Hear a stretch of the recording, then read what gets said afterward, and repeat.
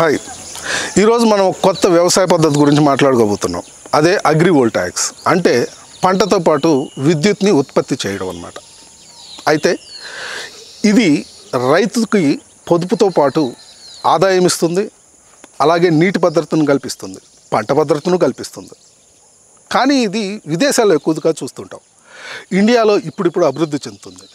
ఇండియాలో ఈ రంగంలో అందరికంటే ముందున్న సంస్థ ఖరే ఎనర్జీ. ఇప్పుడు ఆ ఖరే ఎనర్జీ ప్రతినిధితోనే మాట్లాడుకోబోతున్నాం. అసలు ఖరే ఎనర్జీ అంటే ఏంటి, అగ్రివోల్టాయిక్స్ వ్యవస్థ ఇది ఎలా పనిచేస్తుందో ప్రతినిధిని అడిగి తెలుసుకుందాం. Thank you madam.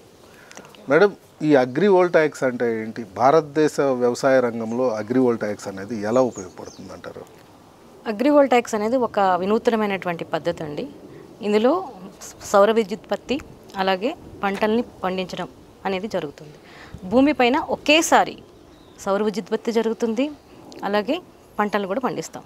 దీనివల్ల ముఖ్యమైన ఉపయోగాలు ఏంటంటే నీరు ఆవిరైపోవడం తగ్గిస్తుంది, పంటలకి మంచి వాతావరణాన్ని కల్పిస్తుంది, వాతావరణాన్ని చల్లగా ఉంచుతుంది. అంటే మన భారతదేశానికి ఎలా ఉపయోగపడుతుంది అంటే నీటి కొరత, ఆహార భద్రత, విద్యుత్ రూపం ఉన్న సమస్యలు ఉన్నటువంటి మన గ్రామీణ భారత ప్రాంతాలకి ఇది ఒక స్మార్ట్ పరిష్కారంగా చెప్పొచ్చు. Great madam. అయితే ఈ ఖరే ఎనర్జీ అనే సంస్థ అగ్రివోల్టాయిక్స్ రంగంలో ఎలాంటి గుర్తింపు ఉందంటారు దీనికి? ఖరే ఎనర్జీ సంస్థ 2020 సంవత్సరంలో దుబాయ్, సింగపూర్, భారతదేశానికి చెందినటువంటి నిపుణులతో స్థాపించబడింది. సో ఇది ఈ అగ్రివోల్టాయిక్స్ లేదా అగ్రి పీవీ రంగంలో మొట్టమొదటి సంస్థగా చెప్పొచ్చు. దీని ప్రత్యేకత ఏంటంటే 16.5 ఎకరాల విస్తీర్ణంలో R&D పరిశోధన శాస్త్ర కేంద్రాలు ఉన్నాయి. అలాగే 6.5 మెగావాట్స్ విద్యుదుత్పత్తి అల్ట్రావైట్ యూనిట్స్ ఉన్నాయి మనకి. అలాగే గ్రామీణ ప్రాంతాల్లో చాలా విస్తృతంగా ఉంది. మనకి జర్మనీకి చెందినటువంటి next to sun and Watson అనేటువంటి అంతర్జాతీయ సంస్థలతోటి మనకి భాగస్వామ్యం ఉంది. సో ఇంకా మనకి గ్రామీణ ప్రాంతాలకు కూడా చాలా విస్తరించడానికి అనువుగా ఉంది. ఓకే, ఈ ఖరే ఎనర్జీ టార్గెట్ ఏంటి? Khare energy long term vision ఏంటి మేడం? టార్గెట్ విషయంలో ఖరే ఎనర్జీ చాలా క్లియర్గా ఉందండి. ప్రతి రైతు పంటతో పాటు తన యొక్క భూమిలో విద్యుత్ ఉత్పత్తిని చేసే ఫ్యాక్టరీగా తయారు చేయాలి తన భూమిని. అలాగే ప్రతి కిలోవాట్కు 1 కిలోవాట్ క్లియర్ ఎనర్జీని ఉత్పత్తి చేయడం అనేది మా యొక్క టార్గెట్. అలాగే 2030 నాటికి మా టార్గెట్ ఏంటంటే 500 మెగావాట్ల ఉత్పత్తి చేసేటువంటి అల్ట్రావైటిక్ ప్రాజెక్ట్స్ని నిర్మించడము, అలాగే సొంత అగ్రి పీవీ సాఫ్ట్వేర్తోని సోలార్ అగ్రికల్చరల్ని డిజిటల్గా చేయడము, ప్రతి ఎకరాకు ఆహార భద్రతతో పాటు పంటలు పండించడంతో పాటు జీవనోపాధి, పోషకాహారం, విద్యుత్తు, అలాగే జీవనోపాధిని భావితరాలకు జీవనోపాధిని అందించేటువంటి గ్రామీణ వ్యవస్థను నిర్మించడం. అంటే భవిష్యత్తులో వ్యవసాయం అంటే కేవలం పంటలు పండించడం మాత్రమే కాకుండా విద్యుత్తును ఉత్పత్తి చేస్తూ పంటలు పండించుకుంటూ విద్యుత్తును ఉత్పత్తి చేసుకుంటూ రెండింటిని కలిపి తీసుకొని రావడం అనేది మా యొక్క విజన్.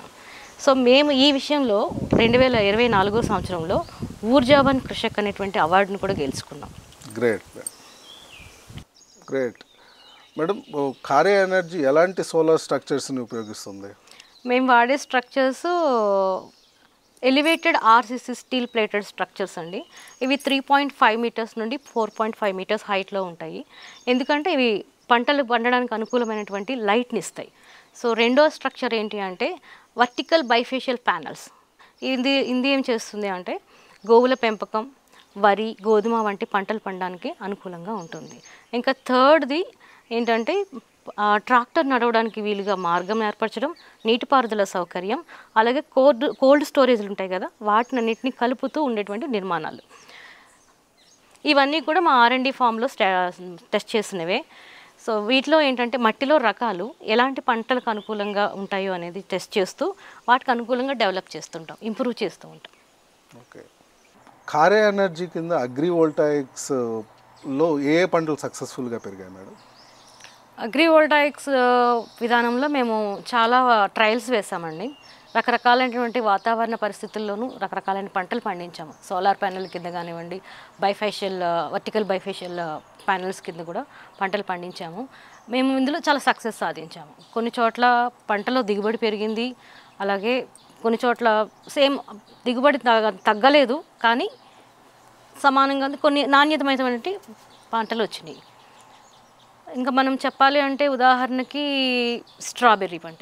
స్ట్రాబెర్రీని మనం వర్టికల్ బైఫేషియల్ ప్యానెల్స్లో వాడాము. సో అప్పుడు ఏమైంది అంటే అక్కడ నీడ వల్ల ఎండకు ఎక్కువగా నష్టపోకుండా ఉన్నాయి. ఫ్రూట్ సైజ్ కూడా పెరిగింది, మెచ్యూరిటీ కూడా చాలా బాగా వచ్చింది. ఇకపోతే టమాటా, మేము టమాటా పంటను కూడా వేసాము. ఈ టమాటా పంట వేసినప్పుడు దిగుబడి బాగా వచ్చింది. మార్కెట్లో గ్రేడ్ నాణ్యత అంటాం చూడండి, మార్కెట్ గ్రేడ్ నాణ్యత పెరిగింది. అలాగే పగుళ్ళు కూడా రాలేదు, చాలా చక్కగా వచ్చినాయి. గోధుమ పంట మనము 3.5 మీటర్స్ ఎత్తున్నటువంటి ప్యానెల్లో పండించాము. అక్కడ కూడా దిగుబడి బాగా వచ్చింది. పంట కూడా త్వరగా చేతికి వచ్చింది. గోధుమ పంటలండి, గోధుమ పంటల్ని మనము 3.5 మీటర్లు ఎత్తున్న ప్యానెల్ కింద పెంచాము. సో అందులో ఏమైంది అంటే పంట దిగుబడి పెరిగింది, నీటి వినియోగం 30% దాకా తగ్గింది. సో దానివల్ల ఏంటంటే నీటి తక్కువ కొరత ఉన్న దగ్గర కూడా మనం ఎక్కువ పంటలు పండించవచ్చు. పసుపు పెసరను తీసుకున్నప్పుడు కూడా పంట అభివృద్ధి చెందింది. మట్టి వేడెక్కకుండా, దానివల్ల ఏంటంటే ఆకులు నల్లబడిపోతాయి. ఎక్కువ మట్టి వేడెక్కితే ఆకులు నల్లబడిపోతాయి అన్నమాట. అయితే మనకి పసుపు పెసరలలో మన ప్యానెల్స్ కింద వాడినప్పుడు మట్టి తక్కువ ఉష్ణోగ్రత ఉండడం వలన మంచి నాణ్యమైన పసుపు మన చేతికి వచ్చింది. పంట దిగుబడి కూడా బాగా పెరిగింది. పాలకూర పుదీనా అవి ఎంతో సున్నితంగా ఉంటాయి కదా, పాలకూర పుదీనా. సో పాలకూర పుదీనా ఈ ప్యానెల్స్ కింద పెంచడం వలన చల్లదనంతో చాలా ఫ్రెష్గా మంచి దిగుబడి వచ్చినాయి, చాలా ఫ్రెష్గా కూడా ఉన్నాయి. బొప్పాయి పండ్లకి ఎలా చేసామంటే మేము వాటి యొక్క సైజుని బట్టి వాటికి ఎంత ప్రదేశాలు ఎంతెంత దూరంలో కావాలి అనేది ప్లాన్ చేసుకుని వాటిని పెంచాం మనం. సో అప్పుడు దాంట్లో కూడా మనకు పంట దిగుబడి చాలా బాగా పెరిగింది. ఓకే మేడం, అగ్రివోల్టాయిక్స్లో సోలార్ సిస్టమ్ వల్ల వ్యవసాయ దిగుబడిలో ఏదైనా నష్టం ఉందా? లేదండి, ఖచ్చితంగా జరగదు అలా. ఎందుకంటే సోలార్ ప్యానెల్స్కి మొక్కల వల్ల సహజంగానే చల్లదనం లభిస్తుంది. మనము పంటలకి నీడ వస్తుంది, అలాగే తక్కువ వాటర్ ఎవాపరేషన్ అవుతుంది, స్థిరమైనటువంటి వాతావరణం ఉంటుంది. మనం ఆల్రెడీ ఫీల్డ్ ట్రయల్స్లో ఇందాక చూసాం కదా, ఫీల్డ్ ట్రయల్స్లో చూసినట్లు పంట ఎక్కడ దిగుబడి తగ్గలేదు, పైగా దిగుబడి పెరిగింది కూడా. అగ్రివోల్టాయిక్ సిస్టంలో కోల్డ్ స్టోరేజ్, చేపల పెంపకం, పశుపోషణ కలిపేయచ్చు అంటారా? అగ్రివోల్టాయిక్ సిస్టంలో మనకి మల్టీ మోడల్లో తయారు చేస్తామండి. ఇది గ్రామీణ వాతావరణానికి, గ్రామీణ ప్రాంతాల వాళ్ళకి మల్టీ మోడల్లో జీవనోపాధి కల్పించే విధంగా తయారు చేయబడింది. సో యాక్చువల్గా చెప్పాలి అంటే ఒక అగ్రివోల్టాయిక్ ఫారం అనేది మల్టీ ఇన్కమ్ రిసోర్స్గా మారుతుంది. ఓకే, మనకి ఇంటిగ్రేటెడ్ లైవ్లీహుడ్ సిస్టమ్స్ ఉన్నాయి. అందులో గోవుల పెంపకాన్ని తీసుకున్నాం అనుకోండి, ఇక్కడ ఎలివేటెడ్ సోలార్ ప్యానెల్స్ని నిర్మిస్తాం. ఈ ఎలివేటెడ్ సోలార్ ప్యానెల్స్ వల్ల తక్కువ ఖర్చుతో గోవులకు నీడనిస్తాయి, వర్షం వేడి నుండి రక్షణ కల్పిస్తుంది. ఇది జనరల్గా చిన్న రైతులు, మహిళా సంఘాల వాళ్ళకి అనుకూలంగా ఉంటుంది. చేపల పెంపకం తీసుకుందాం. చేపల పెంపకాన్ని తీసుకున్నప్పుడు మనము సోలార్ పంపింగ్ సిస్టమ్ ద్వారా ఫిష్ పాండ్స్ని మనం నిర్వహించాం కొన్ని చోట్ల. సో అక్కడ ఏమవుతుంది అంటే చల్లదనం వల్ల తక్కువ నీరు ఎవాపరేట్ అవుతుంది, ఉష్ణోగ్రత చాలా స్టేబుల్గా ఉంటుంది. దానివల్ల చేపల పెంపకంలో మనకి ఎక్కువ దిగుబడి వస్తుంది. ఇది రోహు, కట్ల వంటి కొన్ని చేపలకి చాలా అనుకూలంగా ఉంటుంది. కోల్డ్ స్టోరేజెస్ గురించి చెప్పారు కదా, కోల్డ్ స్టోరేజెస్లో మనకి మన సోలార్ ప్యానెల్తో నడిచేటువంటి కోల్డ్ స్టోరేజ్ డ్రయర్ల వల్ల ఏమవుతుంది అంటే పంటల్ని సురక్షితంగా ఎక్కువ కాలం నిల్వ చేయగలుగుతాము. పసుపు, పుదీనా వంటి వాటిని ఎక్కువ కాలం నిల్వ పెడతాము. అందులో చాలా తాజాగా ఉంటాయి. ఎక్కువ వేడి ఉండకపోవడం వల్ల నష్టపోవడం కూడా ఫార్మ్ ప్రాసెసింగ్ యూనిట్స్, వీటిలో సోలార్ విద్యుత్తుతో మనం రైతులు ధాన్యం మిల్లులు, నూనె గింజల ప్రెస్లు, డ్రయర్లు వంటి వాటిని నడిపించవచ్చు. సో అలాగే పంటను ప్యాకేజ్డ్ ఫుడ్గా మార్చి దానిని మార్కెట్లో స్థానికంగా అమ్ముకోవచ్చు. చెప్పాలి అంటే ఒక విషయం పూర్తిగా చెప్పాలంటే కారే ఎనర్జీ సంపూర్ణ గ్రామీణ ఆర్థిక వ్యవస్థగా చెప్పుకోవచ్చు మనం. వావ్, ఇది 1 మెగావాట్ అగ్రివోల్టాయిక్ ప్లాంట్కి పెట్టాలంటే ఎంత ఖర్చు అవుతుంది? దాని నుండి వచ్చే ఆదాయం ఎంత ఉంటుంది? ప్రతి 1 మెగావాట్ ప్లాంట్కి ఖర్చు దగ్గరగా 3.7 నుండి 4.2 కోట్ల వరకు అవుతుందండి. సో ప్రతి సంవత్సరం దీని మీద 45 నుండి 50 లక్షల వరకు ఆదాయం వస్తుంది. అయితే ఈ సంవత్సరం ప్రతి సంవత్సరం ఈ ఆదాయము సోలార్ పీపీఏ ధరల మీద ఆధారపడి ఉంటుంది. ఒక్కొక్కసారి పెరుగుతుంది, ఒక్కొక్కసారి తగ్గుతుంది. కాకపోతే ఖచ్చితంగా 45 నుండి 50 లక్షల వరకు ఆదాయం అయితే వస్తుంది. ఇంకా అదనపు ఆదాయ వనరులు కూడా ఉన్నాయి. అదేంటంటే అందులో మనం పంటలు పెంచుతుంటాం కదా, సో పంటల నుండి వచ్చే ఆదాయం ఉంటుంది. అలాగే కార్బన్ క్రెడిట్స్ ఉంటాయి. అలాగే మనకి కోల్డ్ స్టోరేజ్ పెట్టుకున్నాం కదా, సో కోల్డ్ స్టోరేజ్ నుండి వచ్చేటువంటి ఆదాయాలు కూడా ఉన్నాయి. దీని పే బ్యాక్ పీరియడ్లో 5 నుండి 6 సంవత్సరాలు ఉంటుంది.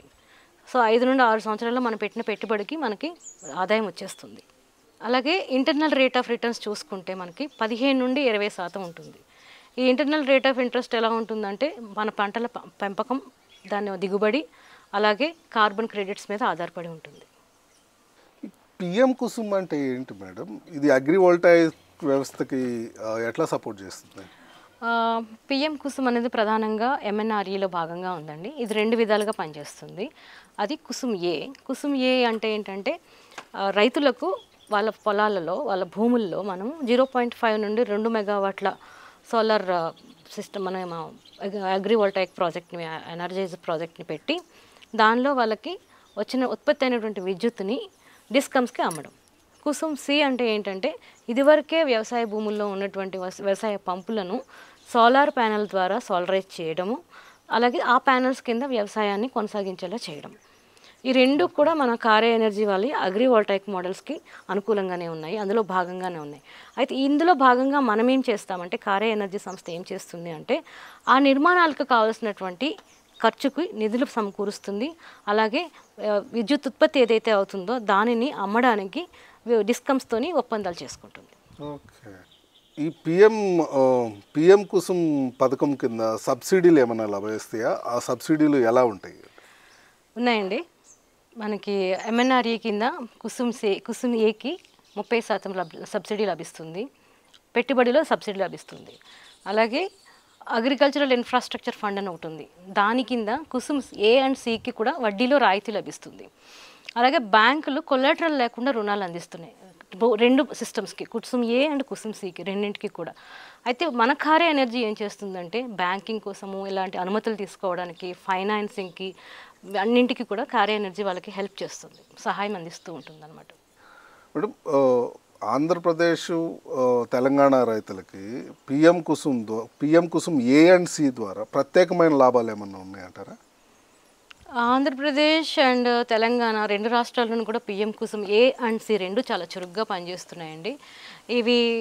ఈ 2 రాష్ట్రాల్లోని రైతులు కూడా మన కారే ఎనర్జీతో భాగస్వామ్యాన్ని పొంది లాభాలు పొందొచ్చు.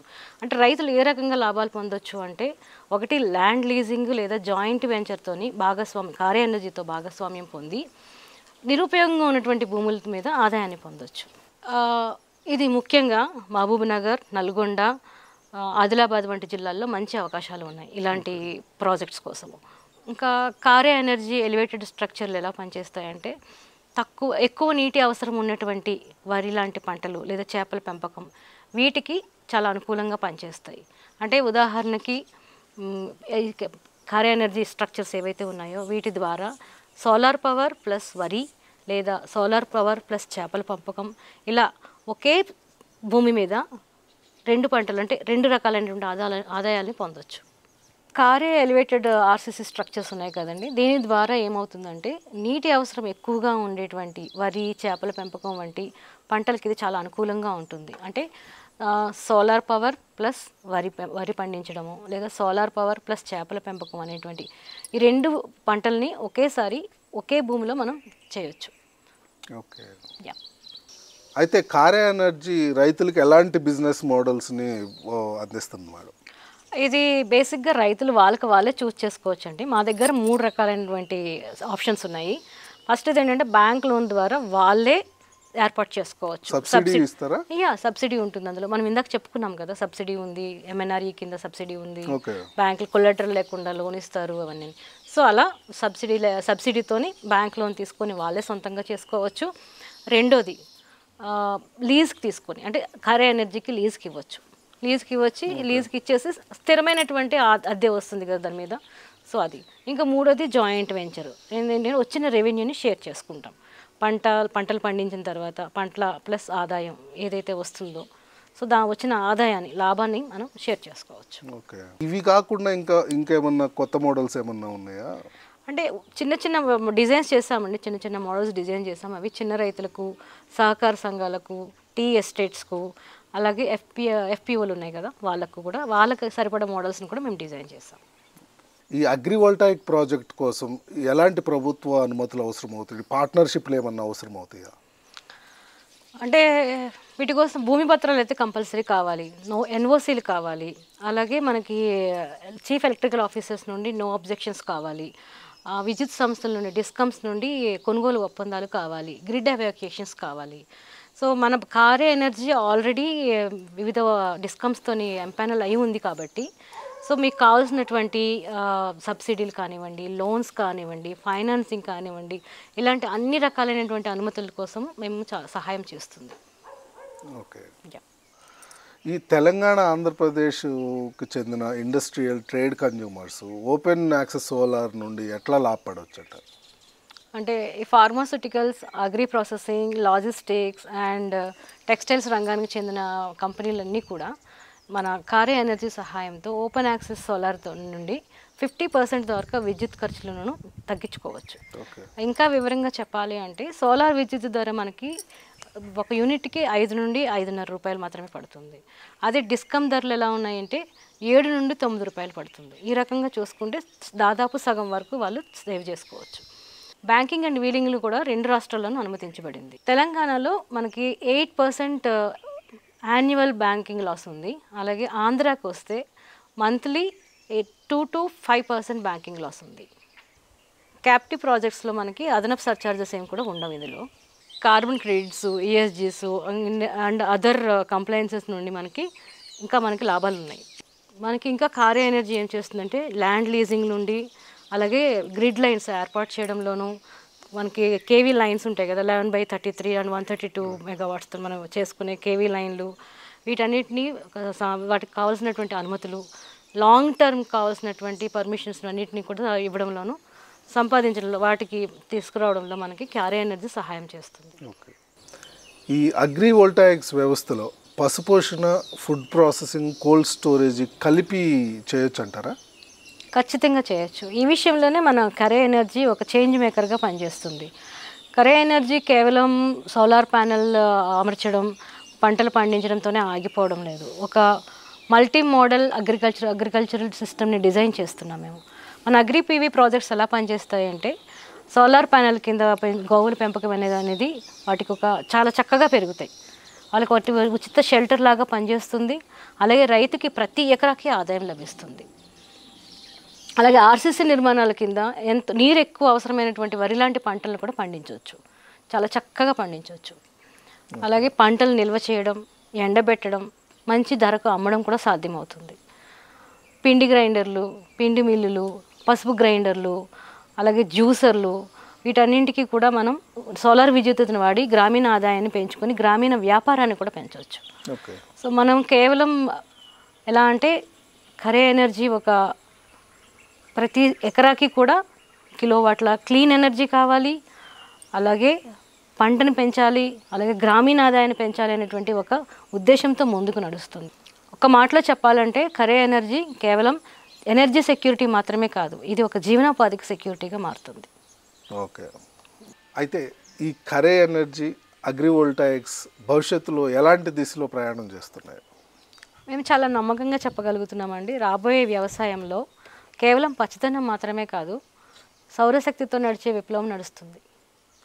మేము నిర్మించేది ఎనర్జీ, వ్యవసాయం, సంపదతో కూడినటువంటి ఒక హోలిస్టిక్ ఎకోసిస్టమ్ని మేము నిర్మించబోతున్నాము.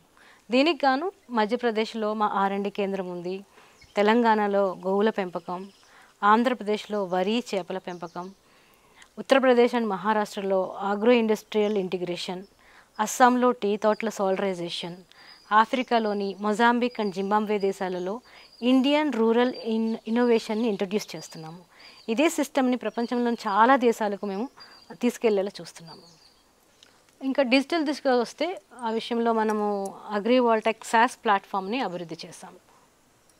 ఈ ప్లాట్ఫామ్ ఏం చేస్తుందంటే సోలార్ మరియు పంట యొక్క ఆరోగ్యాన్ని మానిటర్ చేస్తుంది, డిజిటల్గా మానిటర్ చేస్తుంది. అలాగే AI ఆధారిత సలహాలను ఇస్తుంది.